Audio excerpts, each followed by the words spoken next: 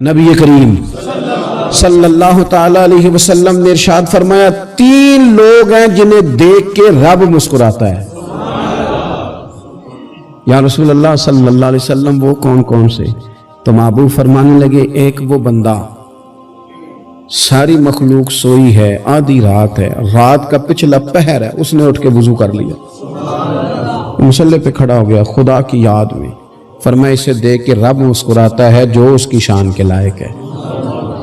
مسکراتا ہے اللہ، یہ تو سونے کا ٹائم تھا، یہ تو گہری نیند آنے کا وقت تھا، رات کا پچھلا پہر، رات پوے تے بے درداں نو نیند پیاری آوے تے درد منداں نو یاد سجن دی ستیاں وی آن جگاوے، اور ساون کی کالی راتوں میں جب بوندا باندی ہوتی ہے وہ راتوں کو اٹھ اٹھ روتے ہیں جب خلقت ساری سوتی ہے، اللہ مسکراتا ہے۔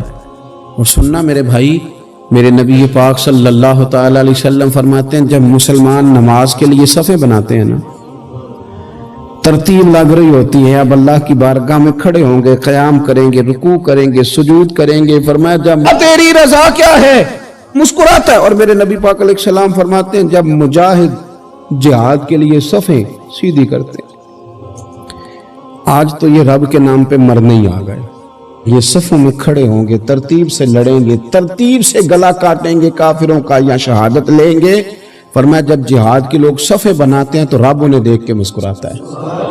کتنے نصیبوں والا وہ بندہ ہے جسے دیکھ کے مسکرا دیا۔ او یار کبھی تیرا بیٹا تیرے سامنے مسکرائے نا چھوٹا تو تیرا دل باغ باغ ہو جاتا ہے۔ تیری ماں بیمار کسی ایک دن صحیح طرح ہنس پڑے تو طبیعت خوش ہو جاتی۔ مجھے بتاؤ نا جس کا رب بھی اسے دیکھ کے ہنس پڑے، جو اس کی شان کے لائق ہے، کیا اس بندے کے نصیبیں ہیں، کیا اس کے مقدر ہیں۔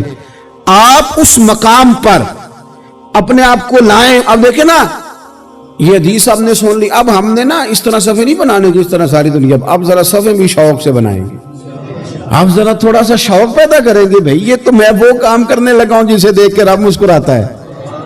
نبی پاک صلی اللہ علیہ وسلم نے فرمایا جب کوئی بندہ توبہ کرتا ہے نا، ہم توبہ کا رٹا لگاتے ہیں، یا اللہ میری توبہ یا اللہ۔ اور توبہ کا تو مطلب یہ ہے کہ پچھلے گناہوں سے پکی توبہ، آج کے بعد یہ غلطی نہ کرنے کا پکا وعدہ۔ تو نے ساری شب برات رو کے گزاری ہے، بتا سویرے جھوٹ جوڑنے کا ارادہ ہے تیرا، آج کے بعد رشوت تو نہیں نہ لے گا، ملاوٹ تو نہیں نہ کرے گا، یہ توبہ ہے۔ اور اگر سارے کام اسی طرح کرنے تو پھر یہ توبہ کا رٹا ہے، جتنا مرضی لگاؤ۔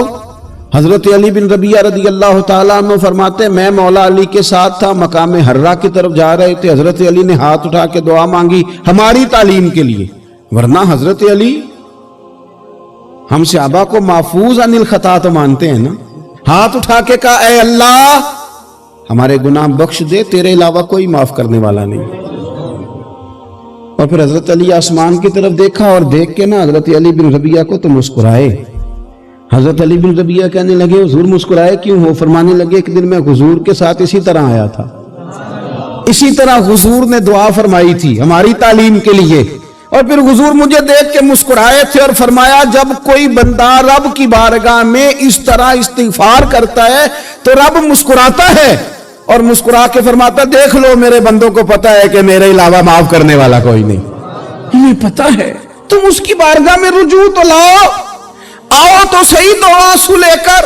اقبال کہتے ہیں کہ موتی سمجھ کے شان کریمی نے چن لیا، قطرے دو گرے میرے اب کے انفعال کے، دو میں نے آنسو بہائے تھے تو اس کے کرم نے تو موتی سمجھ کے چن لیا۔ سنو نا حضور اس استغفار کو، اللہ کو یار رات کو توبہ کر کے سونا چاہیے ہمیں، کچھ غلطیاں ہم کرنا نہیں چاہتے پر ہم سے ہو جاتی ہیں، کچھ دل ہم توڑنا نہیں چاہتے پر وہ ٹوٹ جاتے ہیں، ہماری مجبوری ہوتی ہے ٹوٹ جاتے ہیں۔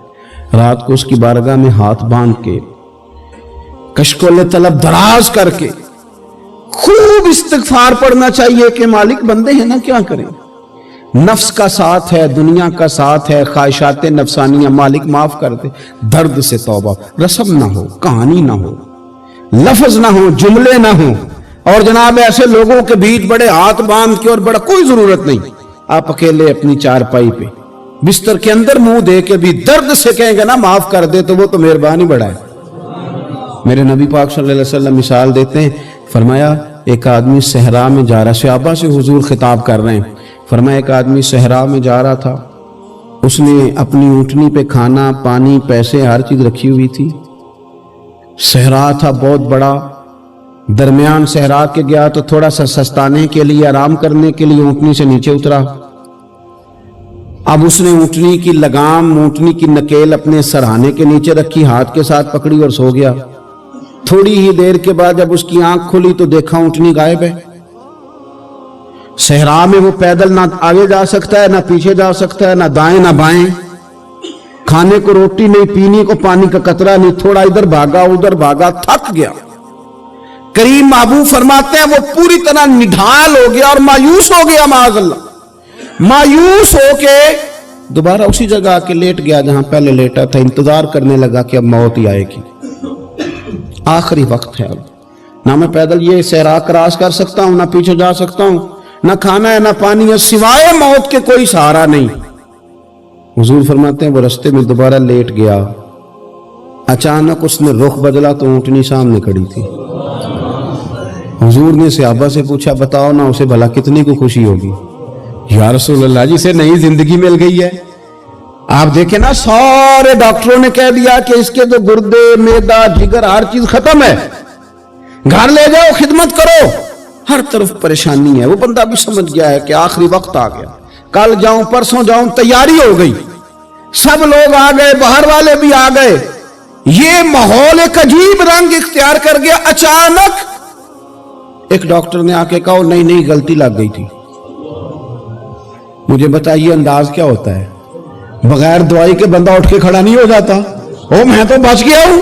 نبی پاک صلی اللہ علیہ وسلم فرمانے لگے اس کی اونٹنی مل گئی، بتاؤ بھلا اسے کتنی خوشی ہوگی؟ یا رسول اللہ وہ تو دوبارہ دنیا میں آ گیا۔ حضور فرمانے لگے اسے کچھ بھی خوشی نہیں ہوئی۔ جب کوئی رب کا گناہگار بندہ آ کے توبہ کرتا ہے، رب کو اس سے کئی گنا زیادہ خوشی ہوتی ہے۔ میرا بندہ آ گیا ہے، میرا بندہ آ گیا ہے، میرے گھر آ گیا۔ اس نے آنسو بہائے ہیں، اس نے کہا اللہ میں تیرا ہی ہوں، تیرا ہی رزق کھاتا ہوں، تیری ہی زمین پہ رہتا ہوں، تیرے نام سے میری سانسیں چلتی ہیں۔ وہ آ گیا۔ فرمایا اس اونٹنی والے سے زیادہ رب کو خوشی ہوتی ہے جب گناہگار آ کے توبہ کرتے۔ گناہگاروں کے آنسو اس کی بارگاہ میں بڑے مقبول ہیں، لیکن ہم رسم ادا کرتے ہیں، توبہ نہیں کرتے۔ ہم اپنے آپ کے ساتھ دھوکہ کرتے ہیں، جھوٹ بولتے ہیں۔ ہم بندہ کوئی ناراض ہو جائے تو ہمیں کوئی نیند آتی، اس کے گھر چلے جاتے ہیں۔